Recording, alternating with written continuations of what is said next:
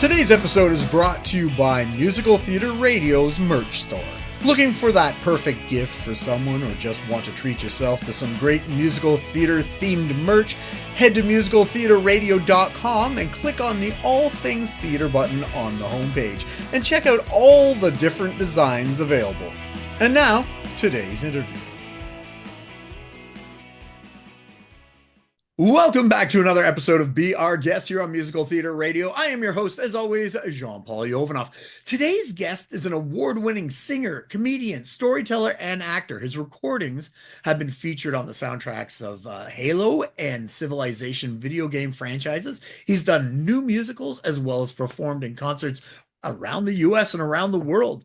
Though I think my favorite thing I learned about our guest is from a quote from his website, which says, "We're still trying to figure out what it is that Ben can't do." Maybe we can find out that today. Let's welcome to the show today's guest, Ben Jones. Ben, hello. Wow, what an intro. Thanks so much for having me. No problem. Now, before we get into everything, I always ask for a 30-second bio. So my question is, who is Ben in 30 seconds? Oh my gosh, elevator pitch. Well, I guess I'm a singer first, but my manager would want you to tell me want me to tell you I'm a singer, actor, and dancer. She keeps telling me get back to class. I've been through so many incarnations so far on my journey as an actor and as a stage performer. I have a family. I'm a dad. I'm a husband. And that was those were reasons for some of the reinventions along the way. But yeah, I started out in theater as so many guys do. They needed boys in the musical in high school, and found my love for the stage that way. And then joined choirs, became a more serious singer. Studied voice in college and in grad school, and then and took dance classes along the way. And for a little while there, I was a triple threat. And then I realized what a triple threat really is, and so I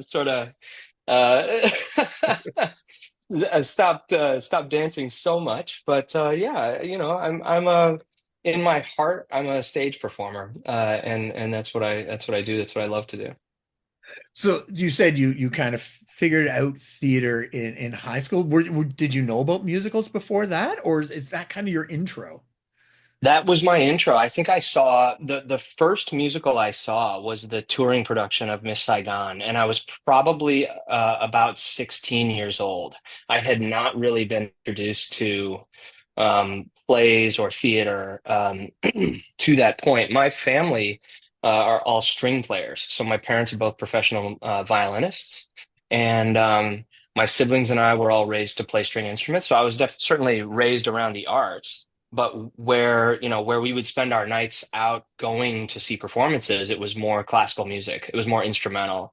And my family together, particularly at the holidays, once we started going to college and stuff, we play chamber music, string music. So my first sort of introduction to theater, like I said, came in high school when they needed boys from the musical. And I can't actually remember if I did my first musical before seeing that production of Miss Saigon. I think that was probably it. It was probably that year.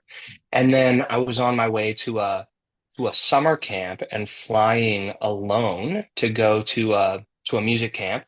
And we were staying overnight in Des Moines, Iowa, and I saw a billboard for Miss Saigon, and I said, "Dad, can we see that?"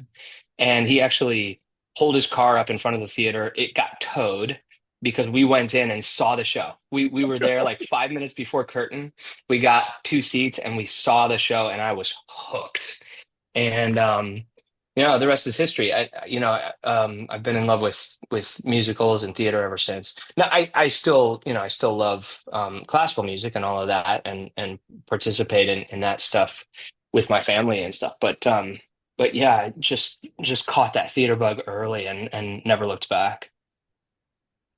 I'm now curious. The car getting towed. What was your reaction after that?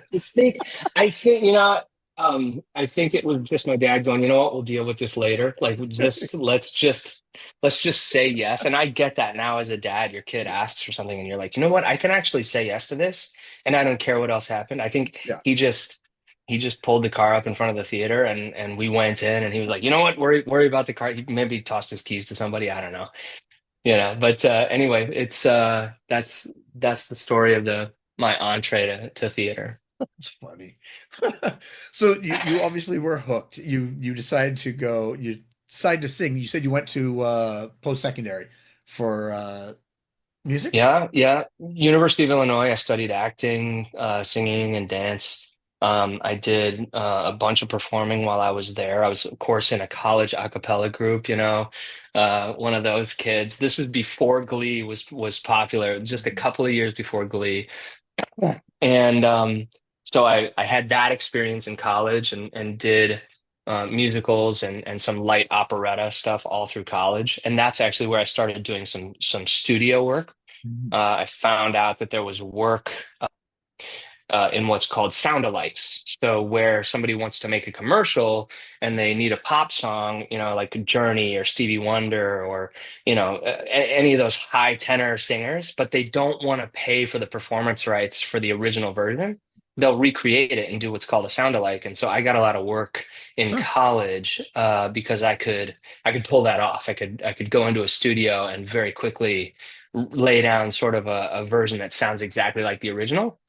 And so that was sort of early, like finding out, oh, you can make money in this business, and that paid rent for a few years just doing gigs like that.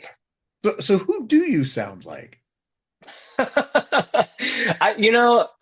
These days, I don't know anymore. Now that I've sort of studied and sort of Yeah. developed a richer baritone, trying to sort of be that leading man. I would love to say that Mandy Patinkin was a hero, is a hero. He's still with us, Yeah. still touring and all that. Jerry Orbach, I tried to develop that part of my voice, and I think some of that comes through on some of the recordings I've made. But I tried to keep that flexibility to be able to sing that high pop tenor stuff too. So yeah, Steve Perry, Stevie Wonder. I'm doing a show next week at Birdland in New York, and there's some of that stuff on the show, singing some Kansas and some Stevie Wonder, because audiences love that, and so do I. So yeah, I try to keep that flexibility in my voice.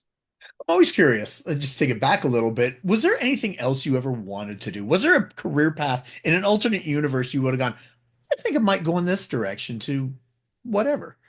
This is wild. You're gonna laugh. So I loved math and physics when I was in high school, and long story short, I had really bad guidance counselors. Like, this is no knock on the counselors at my school in case they hear this, but basically what I loved was a certain kind of physics, which is like Isaac Newton's Newtonian physics, and when you go to college, the degree of study, or the major for that kind of math and physics, is actually mechanical engineering. And nobody told me that. And Huh. that's when you apply to college, that's a totally different school. So I applied to liberal arts and sciences because that's where physics was. And I got into my first physics class, and it was all like theoretical physics. And I was like, oh my gosh, I hate this. And so I went undecided and started studying English and film, sort of all the like liberal arts stuff. And at the same time, like doing all the arts stuff on the side, doing all the performing and singing, um, uh, and it's just so funny. If someone had told me in my junior and senior year of high school, hey, mechanical engineering is what you really enjoy, I would probably be a mechanical engineer. Wow. I would probably be, designing on-ramps for highways, right? Isn't that wild? Just because nobody, one of those things where it's like a semantics or like a terminology thing, nobody told me. And so I ended up sort of being undecided and leaning into the thing that I really love, which is performing. Wow. So in an alternate universe, there's a Ben Jones who's an on-ramp designer, but maybe a community theater star. Right, right, right. There's still time. Hey, I could Yeah. go back to school. Don't.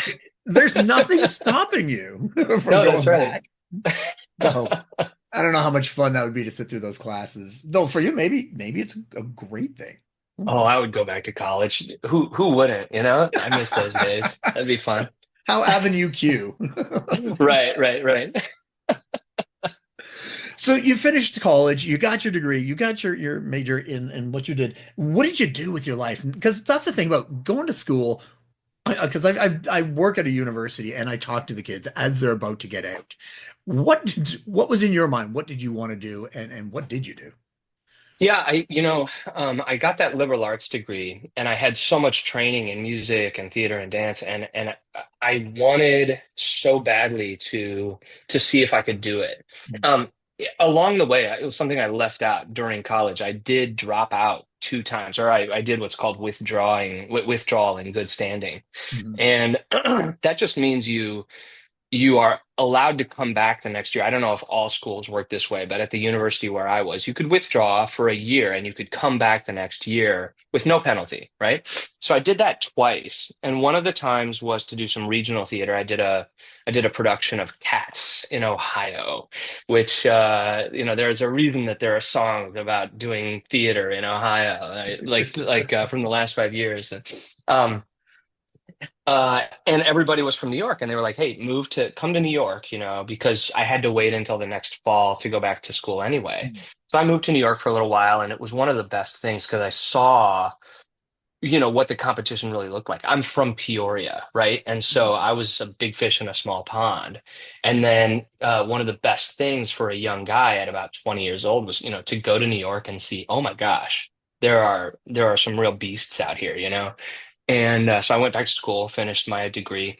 And at the end of that bachelor's, I really wanted to see, okay, can I do this? And so I was applying for grad school in singing because I think, I had a teacher pretty early on who said, just follow the paychecks. I mean, as long as it's something that you love, Mhm. because you probably have a lot of students like this where they can do so many things and they're saying, okay, should I act? Should I be a dancer? Should I teach? Yeah. Should I be a singer? And this professor, just said to me, look, follow the paychecks. If people are paying you for something, that's signal, and it doesn't matter if it's $50 or if it's $5,000. Like you follow that because that's one signal that you're getting. And so I applied for grad school in voice, and I ended up in San Francisco studying with a pretty not pretty a very famous opera teacher and trained that legit voice for 2 years. And at the same time, I was studying conducting and I was doing musical theater professionally on the side. And so I ended up, while I was still in grad school at the San Francisco Conservatory, conducting the San Jose Youth Symphony, which was a program for over 100 kids, and sort of getting that teaching fix and sort of learning about whether or not I might enjoy that. And I did enjoy that a lot. But at the same time, I was performing in a show in San Francisco called Beach Blanket Babylon. And that is one of the oldest musical theater reviews, or it was at the time. It ran for, I want to say, like 45 years. It has since closed, and not because I left. It was it was a very stable show, but I was in that show during the election year in 2011, and that was a blast. I was playing George Bush, W. Bush, and Bill Clinton. We had rehearsal every day basically to put in what Sarah Palin said that day. It was a really, really fun process. It was a lot like being in Saturday Night Live if it were set to music. Yeah. And so that was sort of my grad school experience with like taking classes in training as an operatic tenor, conducting and performing in musical theater.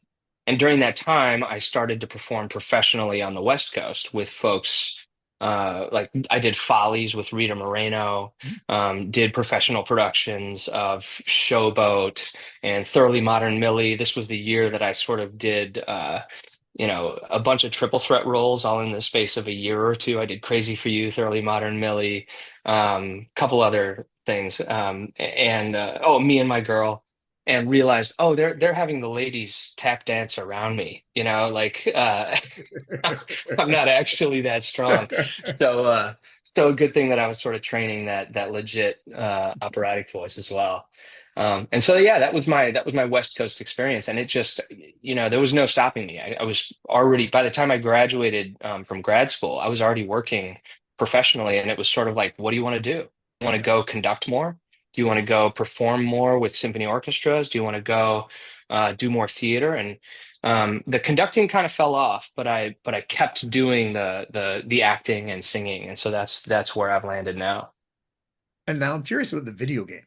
Like, how did you get featured on the soundtracks of Halo and Civ? So those are extensions of some of the studio work and the singing work that I was working on.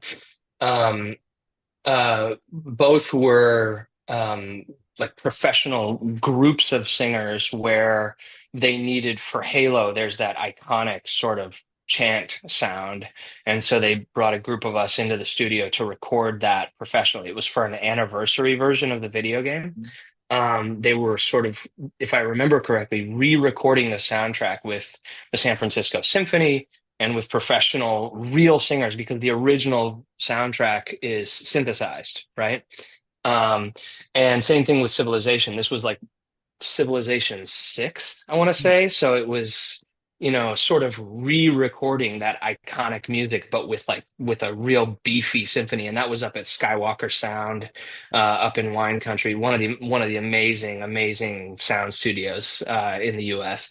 And, just thrilling to get to sort of create some of that music in a much bigger way. I'm a little bit of a gamer. I'm not, the most avid gamer, but Yeah. gamers know like those soundtracks, and there are amazing gaming soundtracks.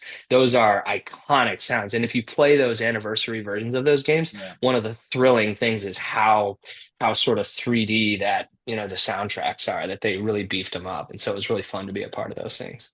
That's going to be a great experience when your kid is a little bit older, or I don't know how they are, but when they play video game, you go, "That's dad," like in the middle of Halo. Yeah. That's me. Yeah, yeah, yeah, yeah. We do that sometimes. I had one of those early on. I recorded a sound alike when I was like 20 or 21, and they played it at a football game. I was at a Bears game, and it was playing over the loudspeakers, some commercial during like a break in the game or something. Yeah. And I said to my friends, I was like, "That's me," and they were like, "No, it's not. No, it's not." Because it was a sound alike. They're like, "Come on, Yeah. that's Journey," and I was like, "No, that's totally me." And it's one of those. That's awesome. Let's talk about you've got do you have an upcoming concert, or I know you got a bunch of them coming up. Tell us a little bit about your concerts and what's it like to come to a Ben Jones concert. Oh, sure. Yeah, thanks. Well, this is something that I started doing during the pandemic. Like so many of us, I moved to New York just in time for everything to shut down for the pandemic, basically. And the only stages that it open were the basement like nightclubs. As you probably know, Birdland, 54 Below, Green Room 42, all those basements that so many actors sort of cut their teeth in, early on. They stayed open because they had kitchens attached, and so they were deemed essential businesses. Mm. And being in New York during that time, having sort of all of the professional work evaporate, I found that so many performers left town, and these clubs were open and looking for performers. So I had a bunch of opportunities all of a sudden in 2020. And I walked into a club and I met this music director, Ron Abel, who, the way it works in these nightclubs, so often you hand sheet music to a strange music director or a strange pianist, and you get like 5 minutes to put it together, and then there's some variety show, and I was doing a million of those. Well, I met Ron, and we kind of looked at each other and went, who are you? And we've been working together ever since. And so I've written a new solo show every year, and I guess this kind of falls under cabaret. Although I have a very strong love for stand-up comedy, which I have, since I was a kid. Um, and if you read the reviews of my shows, like they'll comment on how much stand-up I'm doing. I really can't get away from that sort of style of performing. And I think for folks who know and love cabaret, it's a little jarring that I'll go off on a tangent and do like 10 or 15 minutes of stand-up in the middle of a music show. Um, so that's been the way it's been for a few years. I've written 4 one-man shows with Ron, and just um just this fall, I booked a date at Birdland in New York, and it was a date that he couldn't make. And so I reached out to a guy who I've known a little bit, Lawrence Hobgood, who was Kurt Elling's music director for decades, for a number of years, and they won a bunch of Grammys together. And I just said, "Hey, Lawrence, what do you think? Is there any possibility we'd want to work together?" And he said, "Yeah, sure." So we're just kind of getting to know each other. We're gonna perform at Birdland next week together. We're taking that show to Chicago and then to the Bay Area out in California. Because I've got a following there. We've got dates in the Midwest and in Seattle in 2025. We're kind of starting to put together, a performance calendar for that. And that's very different. So I'm going to talk very little in that show. And it's a lot of like continuous mix music. We're doing some jazz because that's Lawrence's wheelhouse. That's his background. We're doing some pop music, some prog rock, but also some theater. Just through getting to know Lawrence, um, we both went to college at Illinois, so we're alumni of the same university. He studied with the same piano teacher that taught my sister. So there are these like small world things. And then we have the same love of the same kinds of music. His father ran a theater department at a college on the East Coast. And so Lawrence has this childhood, deeply ingrained love of Broadway music. And so we've got some real chestnuts from classic Broadway that'll pop up in the show. Rodgers and Hammerstein, just classic songs. And we both love that stuff. And so that's going to be a really eclectic, fun mix of music. And like I said, we're going to premiere that show next week at Birdland, which I'm excited. I don't know how it's going to go. We have rehearsal later today. Nice. But yeah, a Ben Jones show. I mean, I don't know. I try to keep it so eclectic because I have such a very diverse background. Mhm. I can't get away from doing Broadway. Can't get away from doing musical comedy. Um, but also, always have some jazz standards, some American songbook stuff, and now starting to do more sort of like pop and rock and prog rock stuff. I don't know. I mean, Norbert Leo Butz does his one-man shows, and they're very similar. They just so broad, so wide-ranging. Um, I guess hopefully I can compare myself to him credibly. Like, that's it's probably a little bit like that. I'm always curious because you said you're in New York, you're going to Chicago, you're going to the West Coast, etc. Do you find the audiences are different? Because I've had this conversation with other people because I always ask, usually it's the US versus the UK versus I'm in Canada, audiences and how they react to shows. Do you find within the US that the East, the West, and the Midwest, do they audiences, are they different, or do you find everybody's pretty much? They're very different. They're very different. And I'm sure you talk to your students about this too. I mean, and I'll even say internationally, they're very different. I Oh was yeah. in Norway just a couple months ago, and you have to read the room very quickly. Europeans in particular are very educated audiences, right? And I was there to do the music of Sammy Davis Jr. And Mhm. so this audience, not only would they know sort of his oeuvre, so to speak, like, all of his work, but they might spend the afternoon, some of them, the afternoon of a concert, they might spend listening, actually like refamiliarizing themselves or re-educating themselves. This is not uncommon for European audiences. So you have to understand how savvy they are and how knowledgeable they are, just their approach to, interpreting, but also talking about the music from the stage.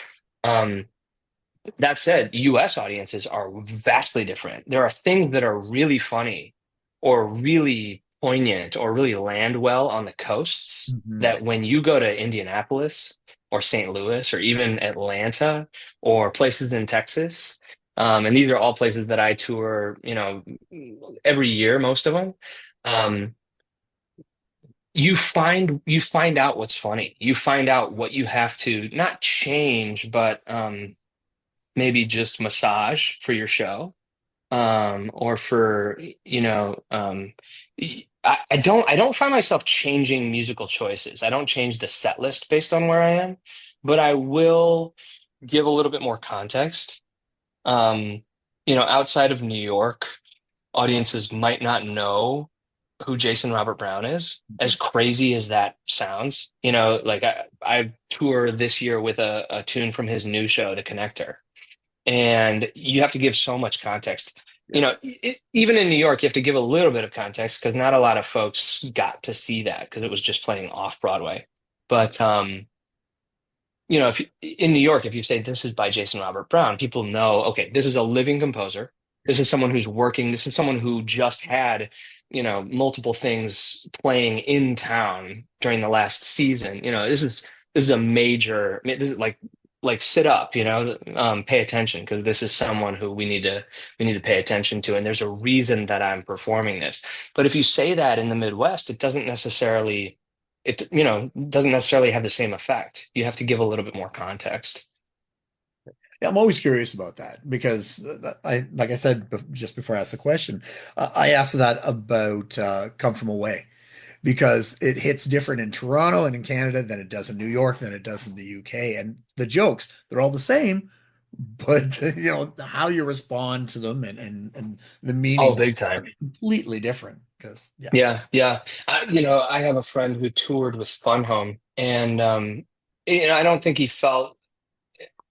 I think he jokingly said, I'm not even sure why we went on tour, because like it played so well in New York, but I think they went so many places in the US where, like I said, there just maybe wasn't enough context, or people aren't there yet, or whatever it is. It didn't land in the same way, and they really felt that from the stage. I think that was a hard experience for him, and he talks about that. But there are those places in the U.S., and I'm from one of those places. I'm from the Midwest, and it is a place where.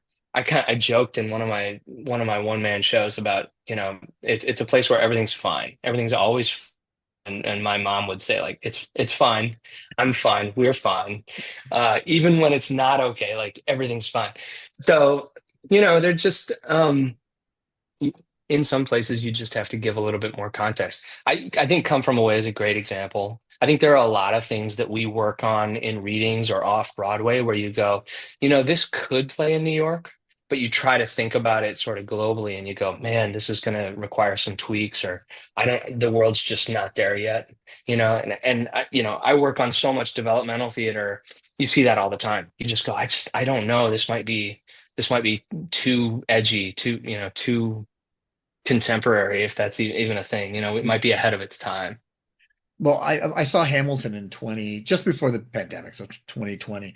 And there was an article about the two leads because it was on tour.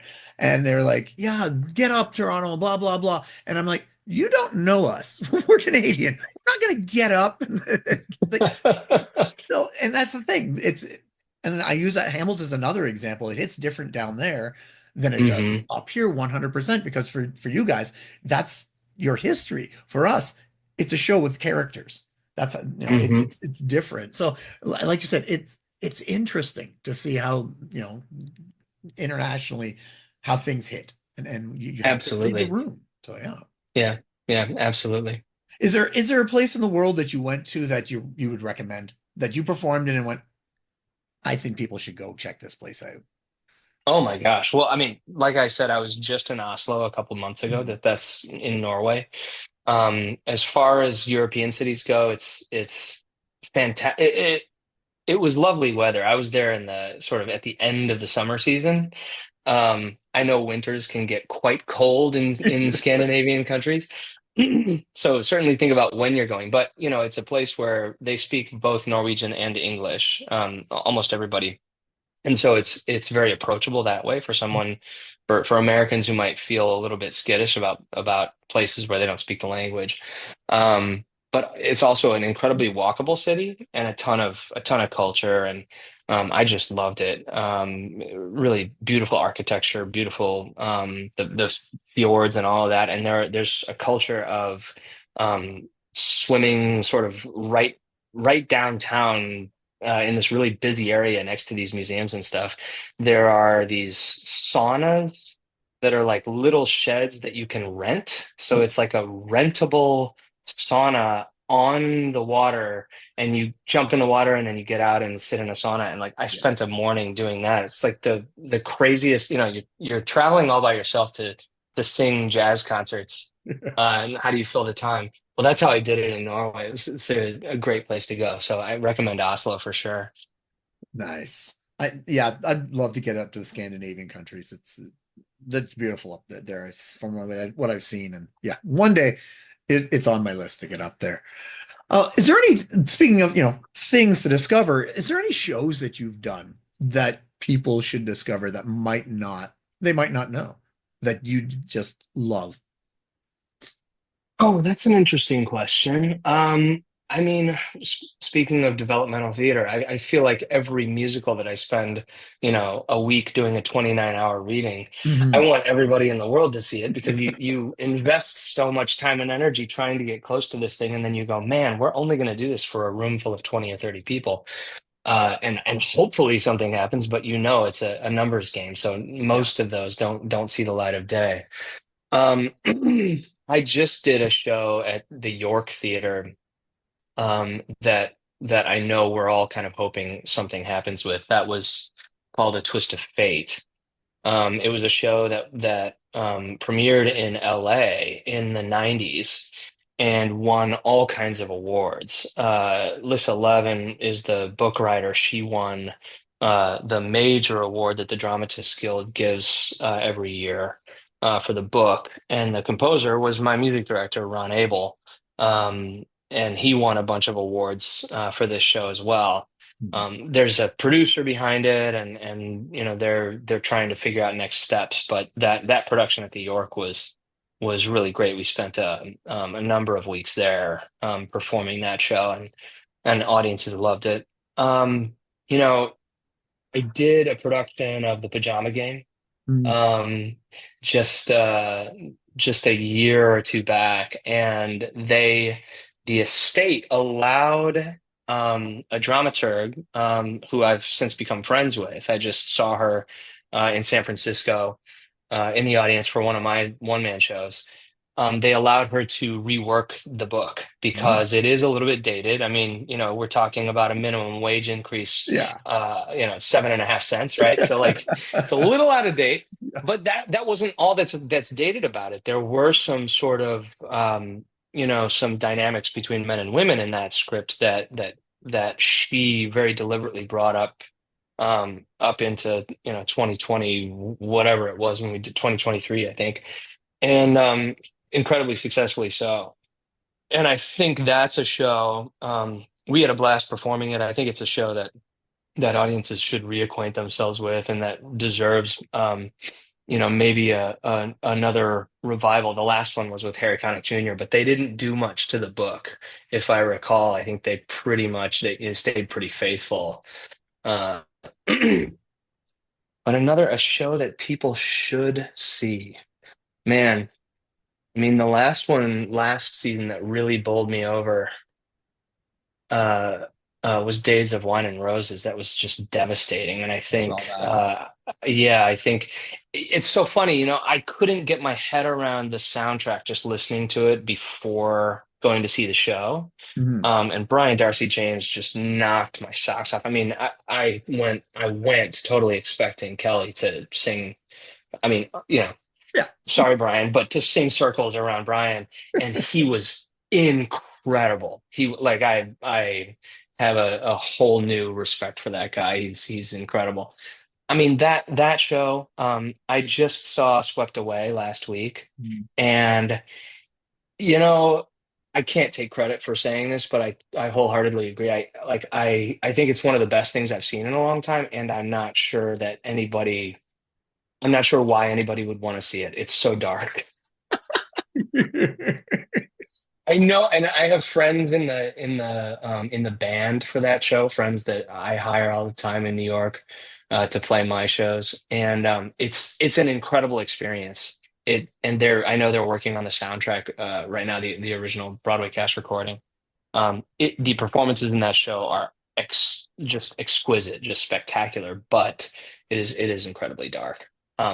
It's so funny that this happens all the time in interviews. An interviewer will ask a question like, "What do you like?" or "What's going well?" and the person responding will so often say the opposite or get to the opposite in the answer. Like, "Here's what really grinds my gears," or "Here's what I didn't like," and that's what just happened.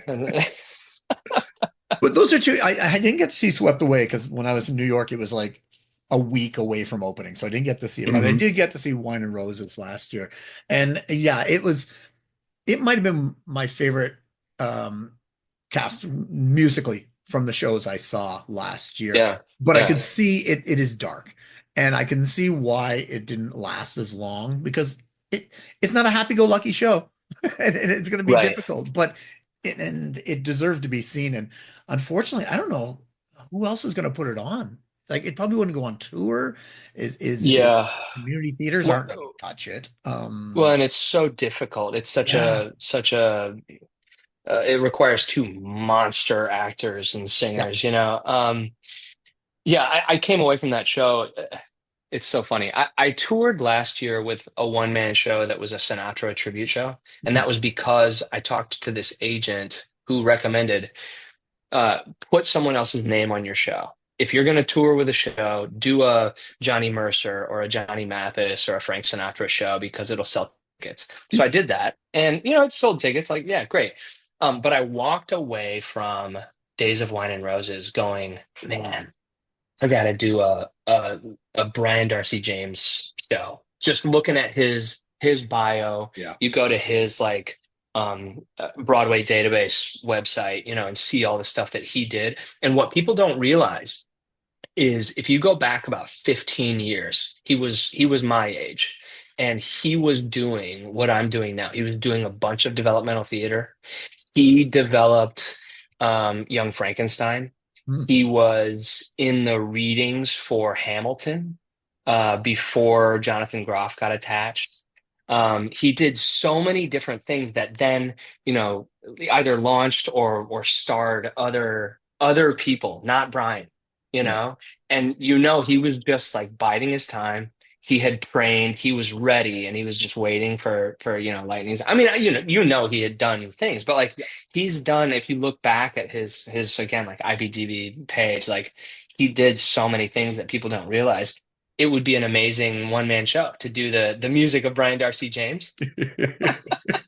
I recommend your young male students go look at his output, And I think that's something that you should I wish I had done when I was 20. I wish I had made lists of like all of the performers that I looked up to, what their careers looked like, because you don't realize a bunch of these folks, Bryan Cranston talks about this, John Lithgow talks about this, that there's a certain point in your career where you're ready and you just have to be patient.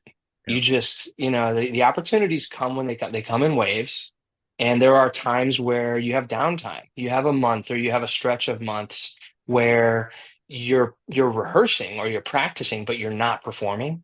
And those are times where you have to like work on your craft. You go back and rework a skill or whatever it is. You just have to be patient. And you can see that when you look back at some of these guys and gals' careers, in retrospect, like Brian's. Nice. Well, if your career trajectory goes the same as his, that'd be awesome. Oh, I So, should we should all be so lucky. so Ben, how can people find out more about your concerts and what you're doing? The socials, the websites, and all that fun stuff. Oh, sure. Yeah. So, I mean, my social handle and my website are the same and have been for years. I'm Ben Jones Singer on Instagram and Facebook, and my website is benjonessinger.com. Um, And you can find me, on Spotify and YouTube and all that stuff. And my tour schedule is there on Spotify, and it's on my website and all that stuff. And I'm all over the country now. Oh, transatlantic, at least, going global a couple times a year. With young kids at home, I try to do that less than I did in my 20s, but I get around. So if you've got listeners around the country, come and say hey after a show. I love meeting new faces. That's awesome. Well, Ben, I know we're butting up against the time that you have to go, but one question, what can't you do? What is Ben Jones's kryptonite? Well, I think I already mentioned it. I mean, I sort of found trial by fire that I shouldn't call myself a tapper. And particularly after you leave your 20s, your knees start to go, I don't know about more tap dancing shows.